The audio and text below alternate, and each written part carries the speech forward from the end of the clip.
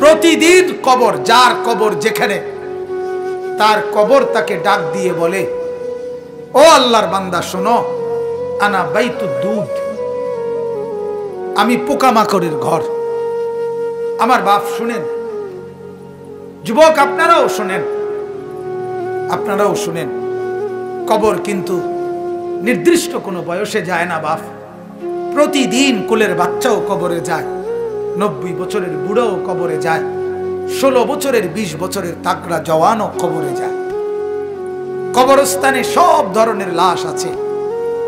এজন্য কবর ডেকে বলে, ও আল্লাহর বান্দা, আমি পোকামাকড়ের ঘর। সেই ব্যক্তি যে একটা মশারি ছাড়া, একটা সামান্য মশার কামড় সহ্য করতে পারো না, একটা মশা কানের কাছ দিয়ে গেলে তোমার ঘুম ভাঙ্গা যায়, মশারি টাঙ্গাও, কয়েল জ্বালাও, অ্যারোসল লাগাও, এত কিছু করে তুমি মশার একটা আওয়াজ থেকে, কামড় থেকে বাঁচতে চাও।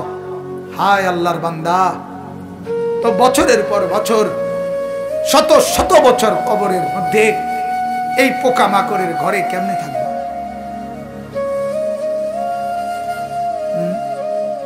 বলে কবর প্রতিদিন বলে, আনা বাইতুল ওয়াহদা, ও আল্লাহর বান্দা, আমি কিন্তু একাকী ঘর, একাকী ঘর, কেউরে পাবা না, কেউরে না। আমার বাপ, এই পৃথিবীতেও একাকিত্বের যন্ত্রণা বড় সাংঘাতিক। আপনার ঘরে যদি লক্ষ কোটি টাকারও মাল সামানা থাকে, খাদ্য খাবার, ফল ফলাদি সব আছে, সব আছে, শুধু স্ত্রী নাই, মা নাই, বাপ নাই, ছেলে নাই, মেয়ে নাই, কেউ নাই, আপনি শুধু একা, খোদার কসম এই একাকিত্বের যন্ত্রণায় ঘরের সব কিছু না, সারা দুনিয়াটাই আপনার কাছে বিষাদ মনে হবে, মনে হবে আমার কিছুই নাই।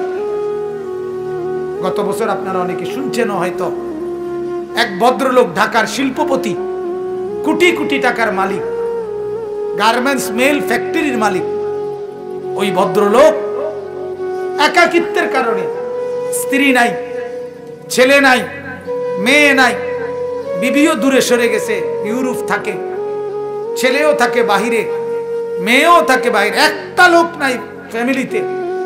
শুধুমাত্র এই একাকিত্বের কারণে এরকম মোবাইলে লাইভে সারা পৃথিবীকে জানাইয়া, সবার সামনে, সারা বিশ্বের চোখের সামনে এরকম কপালের মধ্যে পিস্তল ঠেকাইয়া নিজের জীবন নিজে দিয়ে দিছে, আত্মহত্যা করছে শুধু একাকিত্বের যন্ত্র।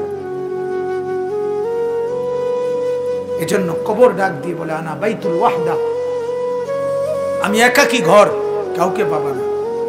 আনা বাইতুল গুরবা, কবর বলে, ও আল্লাহর বান্দা, আমি অপরিচিত ঘর, কাউকে চিনবা না, ডানে বামে কিছুই বুঝবা না, মাটি ছাড়া আর কিছুই চিনবা না, আমি অপরিচিত ঘর।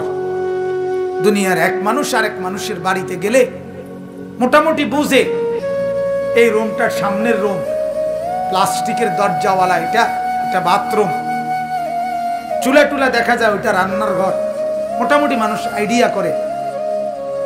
কিন্তু কবর বলে, দুনিয়ার কোনো ঘরের সাথে আমার এই ঘর মিলবে না বাপ, কোনো কিছুর সাথে এটা মিলাইতে পারবে না, অপরিচিত ঘর।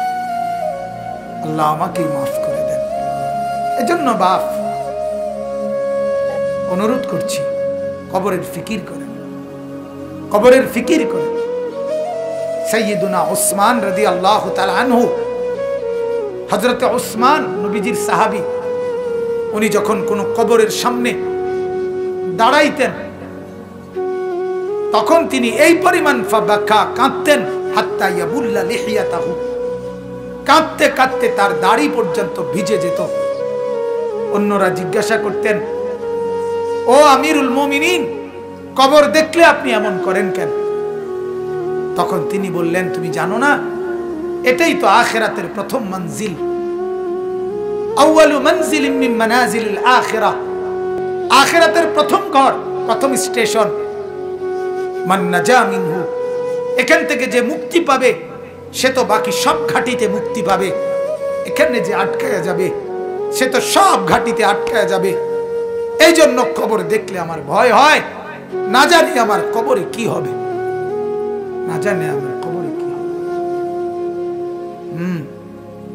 হযরত ওমর রাদিয়াল্লাহু তাআলা আনহু, হযরত ওমর আমরা কিতাবে পড়ছি, ইন্তেকালের পূর্ব মুহূর্তে ওনাকে বর্ষা ছুরি দিয়ে আঘাত করা হয়েছিল এক কাফের বেঈমানে, নামাজ অবস্থায়, ফজরের নামাজ পড়া অবস্থায়। ওনার এমন হালাত হয়েছিল 3 দিন উনি মুখ দিয়ে কোনো খাবার দিলে এদিক দিয়ে বের হয়ে যাইত, ওষুধ পানি সবকিছু। এইভাবে ছুরি দিয়ে গাই দিছে ওনাকে 8-10টা। এরপরেও হযরত ওমর রাদিয়াল্লাহু তাআলা এই অবস্থায় মুমূর্ষ, তখন তিনি চকির মধ্যে, খাটিয়ার মধ্যে ওনাকে শোয়াইছে আর সবাই কাঁদতেছে। উনি তখন চোখের পানি ফেলে দিয়ে হযরত ওমর তার ছেলে আব্দুল্লাহকে বলছে, আব্দুল্লাহ, আমাকে তুমি চকির থেকে, খাটিয়ার থেকে মাটিতে নামাও, আমি কবরে যাব কিছুক্ষণের মধ্যে, আমারে মাটিতে নামাও, আমার গাল মাটির মধ্যে ঘষা লাগাও, দা খাদ্দি আলাল আরদ, আমার গাল মাটিতে রাখো, আমারে মাটিতে ফেলায় রাখো, আসা রব্বি আন ইয়ারহামানি, যেন আমার আল্লাহ একটু দয়া হয়, আল্লাহ যেন আমারে মাফ করে দেয়, যেন আল্লাহ বলতে না পারে, ওমর মরার সময়ও ঘাটে উঠতে রইছ, অহংকার করছিস, এটা যেন বলতে না পারে। এই ছিল সাহাবায়ে কেরামের ফিকির। ভাইয়া, ফিকির। হ্যাঁ, হাদিসের মধ্যে আল্লাহর নবী সাল্লাল্লাহু আলাইহি ওয়াসাল্লাম বলছেন, কসম, হাদিস এটা, নবীজি বলেন, কোন নাফরমানের লাশ যখন কাঁধের মধ্যে করে কবরস্থানের দিকে নিয়ে যায়, এই পরিমাণ চিৎকার করে, এই পরিমাণ চিৎকার করে নাফরমান বলে, আল্লাহর দোহাই তোমাদের, আমার লাশ ওই কবরস্থানে নিও না, আমারে কবরে রাইখো না। আল্লাহর নবী সাল্লাল্লাহু আলাইহি সাল্লাম বলেন, মানুষ ব্যতীত আল্লাহর সব মাখলুক ওই চিৎকার শুনতে পায়, ওই চিৎকার শুনতে পায়। এই কবরে যাওয়ার আগে চিৎকার, লাশের চিৎকার। আল্লাহর নবী সাল্লাল্লাহু আলাইহি সাল্লাম বলেন, যদি ওই নাফরমানের চিৎকার তোমাদের কানে একবার শুনতা, তাহলে পৃথিবীর কোন মানুষ কোনদিন কারো লাশ খাটের মধ্যে কান্দে নিত না, কারণ যদি চিৎকার মারে এই ভয়ে, তাহলে রাস্তায় পড়ে থাকতো লাশ, কুকুর আর বিড়ালে খাইত। হাদিস আমার বাপ। অতএব কবরের ফিকির করে। আল্লাহর নবী সাল্লাল্লাহু আলাইহি ওয়াসাল্লাম মৃত্যু পর্যন্ত নবীজি নিজে নিজে, আল্লাহর নবী সাল্লাল্লাহু আলাইহি ওয়াসাল্লাম 5 ওয়াক্ত নামাজের পরে, 5 ওয়াক্ত নামাজের পরে নবীজি যে কয়টা জিনিস থেকে পানাহ চাইতেন, আল্লাহর কাছে মুক্তি চাইতেন, তার মধ্যে একটা হলো কবরের আযাব। আল্লাহুম্মা ইন্নী আউযু বিকা মিন আযাবিল কবর, আল্লাহ কবরের আযাব থেকে বাঁচান, অমিন ফিতনাতিল কবর, কবরের মুসিবত থেকে বাঁচান। আল্লাহর নবী সাল্লাল্লাহু আলাইহি সাল্লাম বলেন, কোন নাফরমান যখন কবরে প্রশ্নের জবাব দিতে পারবে না, তখন আল্লাহ তাআলার পক্ষ থেকে বলা হবে, ফাআফরিশুহু মিনান নার ওয়ালবাসুহু মিনান নার ওয়াফতাহু লাহু বাবান ইলান নার।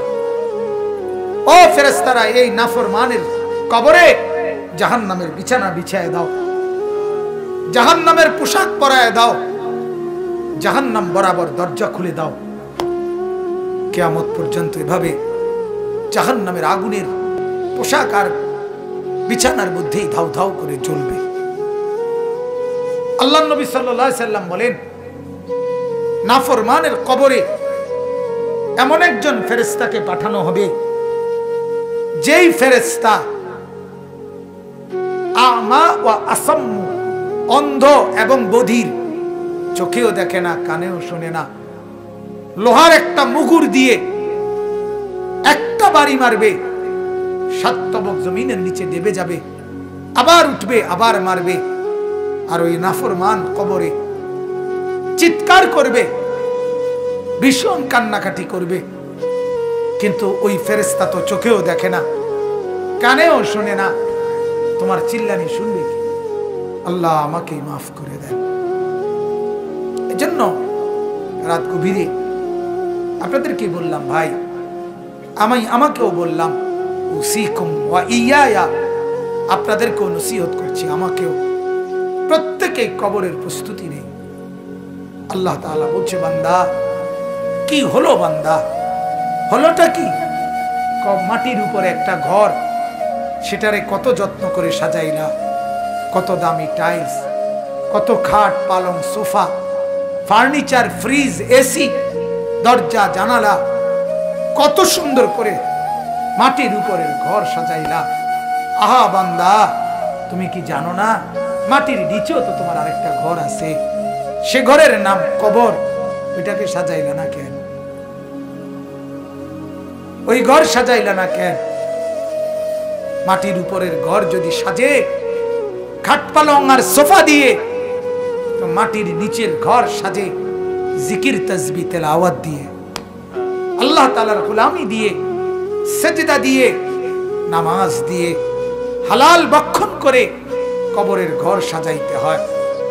নেক আমলের পুঁজি নিয়ে যদি কবর সাজান, তো কবরটাকেই আল্লাহ তাআলা ফেরেশতাকে বলবে, ফাআফরিশুহু মিনাল জান্নাহ ওয়ালবাসুহু মিনাল জান্নাহ, আমার বান্দার কবরকে জান্নাতের বিছানা বিছায়া দাও, জান্নাতের পোশাক পরায়া দাও, জান্নাত বরাবর দরজা খুলে দাও, কবরটা চতুর্দিকে 70 হাত প্রশস্ত করে দাও। সুবহানাল্লাহ। এরপরে এভাবে করার পরে নেককারের কাছে সুন্দর হাসানুল ওয়াজ, সুন্দর চেহারার আকৃতির এক নওজোয়ান আসবে। তখন কবর ব্যক্তি বলবে, আমি তো আপনাকে চিনলাম না। তখন সে বলবে, আনা আমালুকা সালিহ, আমি তোমার সারা জিন্দেগীর নেক আমল।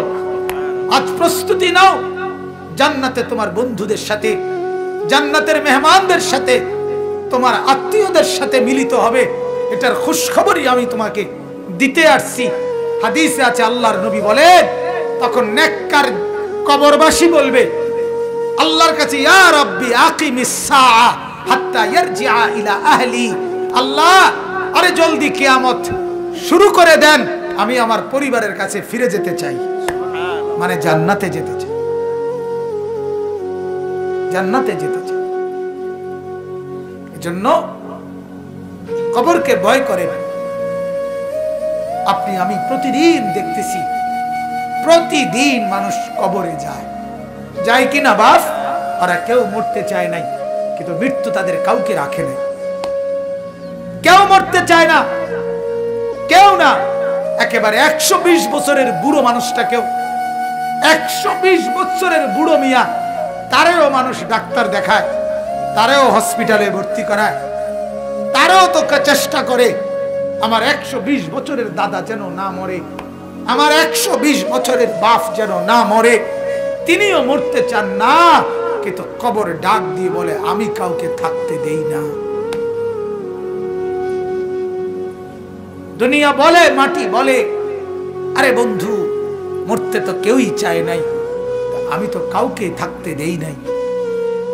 ফেরাউন তো মরতে চায় নাই, নমরুদ তো মরতে চায় নাই, সাদ্দাদ আর কারুন তো মরতে চায় নাই, কিন্তু মৃত্যু তো তাকে ছাড়ে নাই। ছাড়ছে কিনা ভাইয়া? নওজোয়ান, কি রঙের গুড্ডি উড়াইতেছো বাপ? কি রঙের গুড়ি উড়াচ্ছ? এভাবে ভুলে গেলা কবর। অথচ তোমার সামনে মানুষ অ্যাক্সিডেন্ট হয়, জলজ্জন্ত মানুষ মরে যায়। ওই যে রাস্তায় এখনো শুনলাম, হ্যাঁ, ছোট্ট বাচ্চা সহ মারা গেছে। এই তো আমাদের চান্দিনা রাস্তায়। আমার মাদ্রাসার হাফেজ সাহেব, আমার মাদ্রাসার উস্তাদ এখনো আছে, হাফেজ মামুন, তার বাবা, তার মা, তার 4 বছরের বোন ঢাকা থেকে আসতেছে। নরসিংদী গাড়ি ডিস্ট্রিক্টের সাথে লাগছে। মার কোলের থেকে বাপ কোলের ওই 4 বছরের মেয়েটারে নিজের কোলে লইছে, লইয়া জড়াইয়া ধরছে। এই সময় একটু পরেই এই ট্রাকে বাড়ি খেয়া বাপও মারা গেছে, কোলের বাচ্চাটাও মারা গেছে, মা বাইচা গেছে।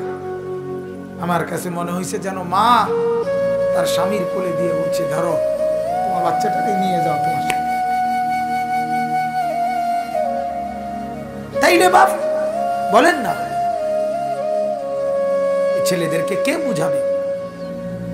ওরা মনে করছে আমরা এত সকাল মরব না, আর কিছুদিন গুনাহ করি, আর কিছুদিন উলঙ্গ ছবি দেখি, আর কিছুদিন নাচ দেখি, ছবি দেখি, অশ্লীল বেহায়াপনা। আমাদের মা আর বোনেরা বুঝছে আরো কিছুদিন ফুর্তি করি, রূপ দেখাই, যৌবন দেখাই, রাস্তায় রাস্তায় লম্পটের ভোগের সামগ্রী, নজরের সামগ্রী হই। এই হলো আমাদের মা আর বোনেরা। টেলিভিশন ভুলায় দিছে ওদেরকে আখেরাত, কবর, নর্তকীর নাচ, উলঙ্গ ছবি, গান, বাদ্য, নাটক, সিনেমা, নাচ, গান, ফুর্তি ভুলায় দিছে, ভুলায় দিছে। ঘূর্ণিঝড়ের পরের দিন আমি নরসিংদী গেছি, গিয়ে দেখি রাস্তার পাশে এরকম প্যান্ডেলের ভিতরে যুবক যুবতী ওপেন নাচতেছে, ডেক সেট বাজতেছে। আগের দিন ঘূর্ণিঝড়, অর্থাৎ ঘূর্ণিঝড় যে বিদায় নিছে এই কারণে খুশিতে আল্লাহর দুশমনরা কতক্ষণ নাচত। আল্লাহ আমাদেরকে মাফ করে দেন। অতএব আমার বাপ, আমি মনে করাই দিলাম, আমার জন্য আপনাদের জন্য কবরের সামান বানান, কবরের প্রস্তুতি নেন, কবরের কথা ভাবেন, মৃত্যুর কথা ভাবেন। আল্লাহ নবী সাল্লাল্লাহু আলাইহি সাল্লাম বলছেন, কাফা বিল মাউতে ওয়াইজান, ওয়াজের জন্য, ওয়াজ, এই যে এখন ওয়াজ মাহফিল না, এটা তো নবীজি বলছে ওয়াজের জন্য মৃত্যুর কথা বলা, মৃত্যুর স্মরণ, এটাই যথেষ্ট, এটাই সেরা ওয়াজ, যে মৃত্যুকে স্মরণ করা। অতএব আল্লাহ তাআলা কোরআনে বলছে, কুল ইন্নাল মাউতাল্লাযী তাফিররুনা মিনহু ফাইন্নাহু মুলাকীকুম, মৃত্যু থেকে তুমি যেখানেই পলায়ন করো না কেন, সে তোমার সাথে দেখা করবেই। আইসিইউর ভিতরে ঢুকাইলো ওইখান থেকেই আজরাইল নিয়ে আসবে, নিয়ে আসবে। আল্লাহ তাআলা আমাদেরকে কবর বুঝার, মৃত্যু বুঝার, সবক নেওয়ার তৌফিক দান করুন।